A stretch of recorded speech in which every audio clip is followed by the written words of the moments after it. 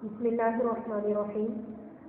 अस्सलाम वालेकुम dear students, कैसे हैं आप सब? उम्मीद है कि आप सब बिल्कुल ठीक होंगे। वैसे कल हम लोगों ने यूनिट नंबर 10 अपना स्टार्ट किया था। वाटर के बारे में हमने पढ़ा था कल कि वाटर के बगैर कोई भी इंसान या कोई भी जानदार, कोई भी लिविंग थिंग जो है वो जिंदा नहीं रह सकती। ठीक है बेटे। और हमने ये भी कल पढ़ा था कि वाटर जो है वो हमें मेन सोर्स क्या है, हमें वाटर कहाँ से हासिल होता है? रेन होती है और हमें पानी हासिल हो जाता है। और ये जो रेन होती है ये बादलों से होती है, क्लाउड्स के ज़रिए से होती है। और सरफेस पर, अर्थ की जो सरफेस है उसके ऊपर स्ट्रीम्स या फेडल्स वगैरह जो है वो बन जाते हैं, और फिर वो बड़ी जो स्ट्रीम होती है उसको हम रिवर कहते हैं। और फिर रिवर्स जो है वो अपना पानी सी में डाल देते हैं या ओशन वगैरह में डाल देते हैं। ठीक है। और हमने कल ये भी देखा था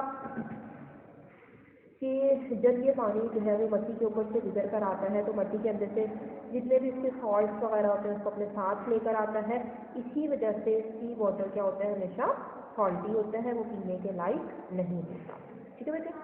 आज हम स्टार्ट करते हैं अपने नेक्स्ट पेज नंबर 73 की रीडिंग। खोल लें सब अपने book. Rain water also enters the ground. अब होता क्या है कि जब बारिश होती है, मैंने कल भी हमने ये बात की थी कि कुछ पानी जो है वो ज़मीन के अंदर चला जाता है, ज़मीन उसको सिंक कर लेती है, अपने अंदर जज़्ब कर लेती है। तो अब ये वाला जो रेन वाटर है ये जब ग्राउंड के अंदर चला गया है, मट्टी के ज़मीन के अंदर चला गया है, तो अब इसको बाहर निकालने के लिए हम क्या करते हैं? So we dig wells to get ground water. अब हम क्या करते हैं, हम वेल यानी कुआं जो है उसको खोदते हैं ताकि हम ग्राउंड वाटर यानी ज़मीन के अंदर वाला पानी जो है उसको हासिल कर सकें। अब ये देखें बेटे, आपके सामने पिक्चर बनी हुई भी है। पहले ज़माने में बहुत ज़्यादा कुएं वगैरह का इस्तेमाल किया जाता था, और इसके ऊपर ये देखिए ये डोल है या बाल्टी टाइप है, इसको जो है वो अंदर डालते थे। तो यहाँ पे ये वाली जो सुराख है यहाँ पे नीचे जब जो है वो पानी होता था, और इस बाल्टी की हेल्प से फिर पानी को ऊपर ले आया जाता था। ठीक है बेटे। तो ये वेल्स से जो है वो हम ग्राउंड वाटर को हासिल करते हैं। सेकेंड है underground water can be brought to surface with a pump. बाज़ जगह पर जो है वो पंप लगाए जाते हैं, और उन पंप्स के थ्रू जो है वो अंडरग्राउंड वाटर को हम सरफेस तक ले आते हैं। इसकी सिंपल सी एग्जांपल आप यूँ समझ सकते हो कि जैसे आपके घर में मोटर लगी हुई है, ठीक है, तो वो जैसे ही हम मोटर का बटन ऑन करते हैं तो फ़ौरन से अंडरग्राउंड वाटर जो है वो हमारी ऊपर वाली टैंकी तक पहुंच जाता है। तो मोटर जो है वो भी पंप का ही काम कर रही होती है, और वो नीचे से अंडरग्राउंड वाटर जो है वो हमारा सरफेस तक ले आती है। In some places there are natural springs where water comes to the surface। अब किसी किसी जगह पर नेचुरली जो है वो स्प्रिंग्स भी होते हैं, और उन स्प्रिंग्स की वजह से भी क्या होता है कि हमारा जो अंडरग्राउंड वाटर है वो सरफेस तक आ जाता है। अब ये देखो बेटे, जैसे ये जो है वो हैंड पंप लगा हुआ है, और हैंड पंप की आप सबने देखा होगा, इसको जब हम चलाते हैं तो हमारा जो अंडरग्राउंड वाटर होता है वो हम तक पहुँच जाता है, सरफेस तक जो है वो हमें ईजीली अवेलेबल हो जाता है। ठीक है बेटे। नेक्स्ट है we block flowing rivers with dam. अब आपको पता है रिवर जो है वो फ्लो करता है, पानी जो है वो बहता चला जाता है। तो अब ये जो पानी का फ्लो है, पानी का जो बहाव है, इसको रोकने के लिए जो है वो हम डैम्स बनाते हैं। डैम क्या होते हैं? जैसे देखिए बेटे पिक्चर में आपको नज़र आ रहा है, यूँ समझ लीजिए कि बड़े बड़े जो है वो डोर लगे हुए होते हैं। ठीक है। इन डोर्स की वजह से क्या होता है कि हम पानी को स्टोर कर लेते हैं। जितना पानी हमें चाहिए होता है उतना पानी जो है वो हम डोर ओपन करके निकाल लेते हैं, और जो एक्स्ट्रा पानी होता है उसको इन बड़े बड़े डैम्स में, डोर्स में जो है वो स्टोर कर लेते हैं, और जब हमें ज़रूरत होती है तब दोबारा से हम डोर खोलते हैं और वो पानी जो है वो अपनी ज़रूरत के मुताबिक हम ले लेते हैं। तो ये जो डैम्स होते हैं इसको हम जो है वो पानी के फ्लो को रोकने के लिए भी बनाते हैं, और water can be collected and stored behind the dam. अब ये जो वाटर होता है इसको हम कलेक्ट भी कर सकते हैं, स्टोर कर सकते हैं, कहाँ पर, बिहाइंड द डैम, डैम के पीछे जो है वो हम ये वाटर स्टोर भी कर लेते हैं। तो डैम्स के गोया कि हमारे पास दो फंक्शंस हो गए, एक तो ये कि हम रिवर का जो फ्लो है उसको रोक लेते हैं, और दूसरा हम इसको रोक कर अपना वाटर जो है उसको स्टोर कर लेते हैं, ताकि जब हमें ज़रूरत हो तब हम वो पानी जो है वो यूज़ कर सकें। ठीक है, वरना अक्सर आपने देखा होगा, सुना होगा कि जब बहुत ज़्यादा बारिशें होती है तो अल्लाह ना करे सैलाब वगैरह आने का खतरा होता है। तो जब बहुत ज़्यादा बारिशें होती हैं और रिवर के अंदर बहुत ज़्यादा पानी हो जाता है, तो हम क्या करते हैं, सारा पानी जो है वो स्प्रिंग्स वगैरह के लिए नहीं छोड़ते हैं, बल्कि जितना ज़रूरत होती है उतना छोड़ते हैं और बाकी पानी को हम स्टोर कर लेते हैं डैम में। ठीक है, we build canals to take water from one place to another. अब होता क्या है बेटे कि दरिया, रिवर्स हो गए, समंदर हो गए, सीज हो गए, ये तो हमारे घर से बहुत दूर होते हैं। अब हमने खेतों में पानी लगाना है तो हमारे पास यहाँ पर करीब में कोई रिवर नहीं है, कोई सी नहीं है, अब हम पानी कैसे लगाएं? तो उसके लिए फिर हम क्या करते हैं, हम कैनाल्स बनाते हैं। कैनाल क्या होती है, नहर को कैनाल कहते हैं कि हम रिवर से जो है वो पानी लेकर आ रहे होते हैं, और रिवर बड़ा होता है, कैनाल जो है वो छोटी होती है, उसके अंदर से जो है वो पानी हम लेकर आते हैं और हमारी फसलों तक, हमारी ज़मीनों तक पानी आता है। ठीक है ना, तो रिवर वाटर को हमने अपनी फसलों तक पहुंचाने के लिए क्या बिल्ड की हुई है, कैनाल्स बिल्ड की हुई है, ताकि हम इजीली अपने फसलों को, अपनी ज़मीनों को जो है वो पानी दे सकें। ठीक है बेटे, मेरे ख्याल में आप लोगों को अच्छे तरीके से यहाँ तक समझ में आ गया होगा। ओके बेटे, अब नेक्स्ट पेज पर आते हैं, page number 74। Water from reverse, lakes and ponds is cleaned and stored in tanks as water plants. अब होता क्या है, आपको पता है कि हमारे पास जो पानी है वो ज़्यादातर कहाँ पर होता है, रिवर्स में होता है, लेक्स में होता है, या पॉन्ड्स में होता है। अब ये वाला पानी चूँकि साफ़ नहीं होता, तो पहले इसको साफ़ किया जाता है, क्लीन, इसको साफ़ किया जाता है, और फिर हम इसको स्टोर कर लेते हैं। कहाँ पर, बड़े बड़े टैंक्स हमने बनाए हुए होते हैं वाटर प्लांट्स में, और उन वाटर प्लांट्स में हम ये पानी जो है इसको क्लीन करने के बाद स्टोर कर लेते हैं।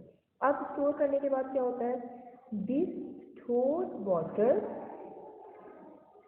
is sent to home through pipes. अब यही वाला जो स्टोर किया हुआ पानी होता है, इसको हम घरों में भेज देते हैं पाइप्स के थ्रू। बेटे आपने देखा होगा, ज़रूरी नहीं है कि हर जगह जहाँ पर ग्राउंड वाटर है तो वो पानी पीने के काबिल हो या इस्तेमाल करने के काबिल हो, क्योंकि बात होता ये है कि जो अंडरग्राउंड वाटर होता है वो खारी होता है, साफ़ नहीं होता, फॉल्टी होता है, उसको हम पी नहीं सकते, उससे हम जो है वो अपने कपड़े वगैरह नहीं धो सकते कि वो साफ़ पानी नहीं है। ठीक है, तो इसलिए जो है वो फिर हमें वाटर सप्लाई की जो है वो ज़रूरत पेश आती है। तो जिन घरों में जो है वो मतलब सप्लाई वाला वाटर जो है वो आ रहा होता है, वो कहाँ से आता है, वो यहीं से आता है कि वो जो वाटर प्लांट्स हमने बनाए थे, उन वाटर प्लांट्स में जो है वो क्लीन वाटर था, स्टोर हुआ हुआ। तो अब ये स्टोर वाटर उन इलाकों में भेजा जाता है जहाँ का ग्राउंड वाटर जो है वो ठीक नहीं है, ताकि ये स्टोर वाटर जो है वो, जिसे हम वाटर सप्लाई कहते हैं, वो उसको यूज़ कर सकें, और इसके लिए जो है वो पाइप्स के थ्रू उसको भेजा जाता है। ठीक है, we also build reservoirs to store water. इसी तरह वाटर को स्टोर करने के लिए हमने जो है वो reservoirs भी बिल्ड किए हैं। Water from rivers and wells is not always clean. अब ये जो रिवर्स और वेल्स का पानी होता है, ये हमेशा साफ सुथरा नहीं हो सकता है कि इसमें भी कोई ना कोई गंदी चीज़ जो है वो मिल गई हो। We use soap and detergent to wash ourselves, our clothes, dishes and other things. अब हम क्या करते हैं, जब हमने खुद बाथ लेना होता है, नहाना होता है, तो यकीनन आपको पता है हम जो है वो सोप वगैरह यूज़ करते हैं। इसी तरह जब हमने कपड़े धोने हैं या अपने जो है वो बर्तन यूटेंसिल्स वगैरह को वॉश करना है या अपने घर को साफ़ करना है, तो हम डिटर्जेंट वगैरह का यूज़ करते हैं, जैसे सर्फ हो गया या और कोई भी इस तरह की जो है वो सोप वगैरह हम यूज़ करते हैं, ताकि जो है वो हमारी ये तमाम चीज़ें साफ़ सुथरी हो जाए। Factories also use water. अब होता क्या है कि जिन फैक्ट्रीज में चीज़ें बनती हैं, सामान बनता है, जाहिर सी बात है उन्हें भी पानी की ज़रूरत होती है। वो वाटर यूज़ तो करते हैं, लेकिन यूज़ करने के बाद जो यूज्ड वाटर होता है, आपको पता है कि वो डर्टी हो जाता है, वो गंदा हो जाता है। अब वो फैक्ट्री वाले क्या करते हैं कि वो गंदा पानी जो है वो दोबारा से रिवर में डाल देते हैं। अब आपको पता है कि जब साफ़ पानी के साथ गंदा पानी मिलेगा तो यकीनन जो साफ़ पानी होगा वो भी गंदा हो जाएगा, ठीक है ना। तो ये जो है गंदा पानी के रिवर में वापस आने की वजह से सारा पानी गंदा हो जाता है। This dirty water flows back into the waterway, which can be harmful for animals and plants. अब जाहिर सी बात है, जब ये गंदा पानी जो है वो दोबारा से रिवर में जाएगा तो आपको पता है कि रिवर में जो है वो बहुत सारे एनिमल्स भी होते हैं और प्लांट्स भी होते हैं। तो ये डर्टी वाटर जो है वो उन एनिमल्स को और उन प्लांट्स को जो है वो नुकसान पहुंचाता है। इवन ये कि कुछ एनिमल्स की जो है वो इस डर्टी वाटर की वजह से डेथ भी हो जाती है। ठीक है बेटे, तो यहाँ तक कि आज हम रीडिंग करेंगे, आप लोगों को अच्छे से समझ में आ गया होगा। अब हम जो है वो अपना वर्ड जो है वो स्टार्ट करते हैं। ओके बेटे, पेज नंबर 75 को ओपन करें सब स्टूडेंट्स। हम बुक की एक्सरसाइज पहले देख लेते हैं। क्वेश्चन नंबर 1 है बेटे हमारे पास, चूज द करेक्ट आंसर।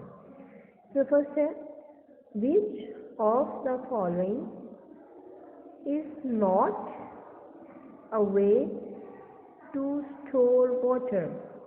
आपने बताना है कि किस तरीके से हम पानी को स्टोर नहीं कर सकते। रिजर्वायर, अभी हमने पढ़ा कि रिजर्वायर जो है वो हम बिल्ड ही पानी को स्टोर करने के लिए करते हैं।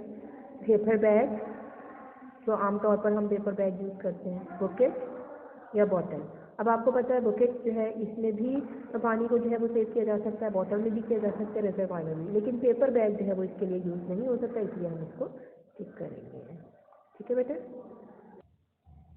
सेकेंड है, which of these is not a form water can take. कौन सी ऐसी फॉर्म है जिससे हम वाटर ले नहीं सकते? स्नोफ्लेक, यकीनन स्नो है, उससे हम वाटर हासिल कर सकते हैं। आइस क्यूब से भी हासिल कर सकते हैं। रेन से भी वाटर हासिल हो जाता है। हाँ जी, सॉल्ट ऐसी चीज़ है जिससे हम वाटर नहीं ले सकते, इसलिए हमने इसको टिक कर दिया। थर्ड है, which of these things need water to survive. जिंदा रहने के लिए, सर्वाइव करने के लिए कौन सी चीज़ों को पानी की ज़रूरत होती है? ट्रीज को होती है? जी बिल्कुल होती है। ह्यूमंस को भी होती है, फिश को भी होती है। तो हमारा लास्ट ऑप्शन है ऑल ऑफ दीज। तो हम इसी को ठीक करेंगे क्योंकि सब चीज़ों को जो है वो सर्वाइव करने के लिए वाटर की ज़रूरत होती है। ठीक है।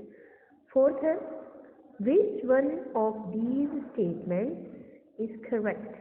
आपने बताना है कि कौन सा स्टेटमेंट करेक्ट है। Lakes carry water to the seas and oceans. क्या लेक्स लेकर जा रही होती है सी और ओशन में वाटर को? No. Lakes and ponds carry salt to the seas and ocean? No. Rivers flow to the seas and oceans. River जो है वो फ्लो करते हैं सीज और ओशंस की तरफ? जी हाँ, ये वाला ठीक है। Seas and oceans flow up rivers. क्या सी और ओशन मिलकर रिवर्स को फ्लो करते हैं? नो, रिवर मिलकर सीज और ओशंस की तरफ जा रहे होते हैं।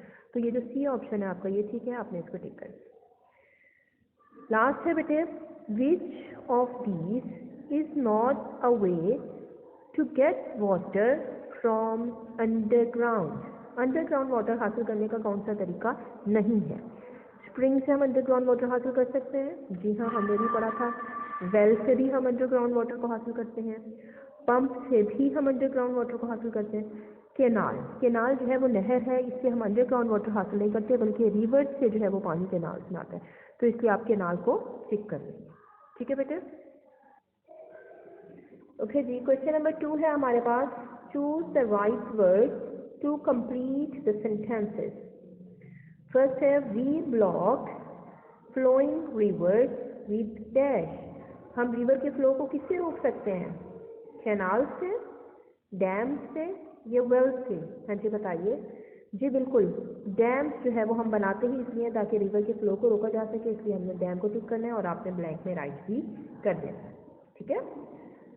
सेकंड है water come to the surface in some places at a natural dash.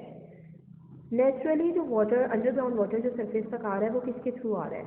Pump, tank या स्प्रिंग? अभी हमने रीडिंग में पढ़ा था कि नेचुरल जो है वो स्प्रिंग होते हैं जिनकी वजह से पानी अंडरग्राउंड वाटर जो है वो आ जाता है। ओके बेटा। थर्ड है हमारा rain water sometimes dash into the earth. Rain water कभी कभी जो है वो अर्थ में क्या हो जाता है? फ्रीज, एवापोरेट या सिंक? हमने पढ़ा था ना कि कुछ रेन वाटर जो है वो ज़मीन के अंदर जज्ब हो जाता है, सिंक इसमें आएगा। या आपने यहाँ पे टिक भी कर लेना और इसको अपनी ब्लैंक में राइट भी कर लेना। लास्ट है बेटे, sea water is dash. Sea water कैसा होता है? सॉल्टी, फ्रेश या ग्रीन? ये भी हमने अभी रीडिंग में पढ़ा था कि सी वाटर जो है वो सॉल्टी होता है। तो बेटे आपने यहाँ पर टिक लगाना है और इसको अपनी ब्लैंक में भी राइट कर लेना है। ठीक है बेटे। तो ये हमारी बुक एक्सरसाइज थी जो हमने कंप्लीट कर ली है। इसके बाद जो हमारा वर्क होगा वो नोटबुक में होगा। ओके स्टूडेंट, आप लोग ने अपनी नोटबुक का पेज में मैंने कर लेना है, मार्जिन राइट स्कोर करनी है, डे राइट करनी है, क्लास राइट करनी है, डे राइट करना है। ठीक है बेटे। और ये नंबर हमारा कौन सा है? और इसका नेम क्या है? वाटर। ठीक है। टॉपिक राइट करेंगे आप।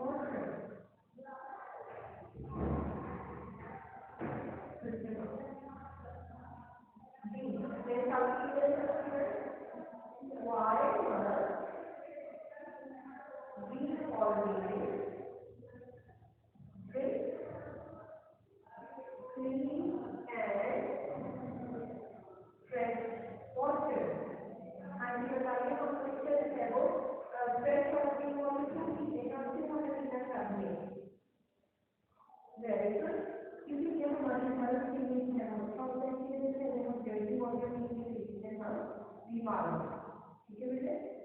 तो हम आंसर ऐड करेंगे।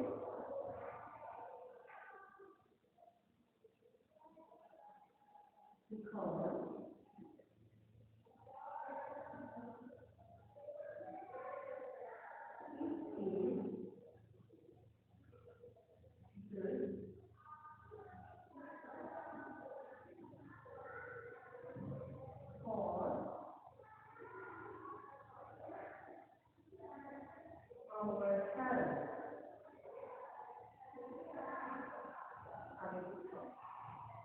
ठीक है बेटे, फिर आप because it is good for our health. दोबारा से लिखिए, because it is good for our health. मुझे आपको राइटिंग मतलब क्लियर करनी है और मुझे स्क्रीन राइट करना है, ठीक है। और आपकी नोटबुक जो है वो बिल्कुल साफ सुथरी होनी चाहिए। आज के लिए हमारा इतना ही था, बाकी इंशाल्लाह जो है वो हम अपनी रीडिंग और मजीद एक्सरसाइज है वो कल करेंगे। अपना ख्याल रखिएगा। अल्लाह हाफिज़।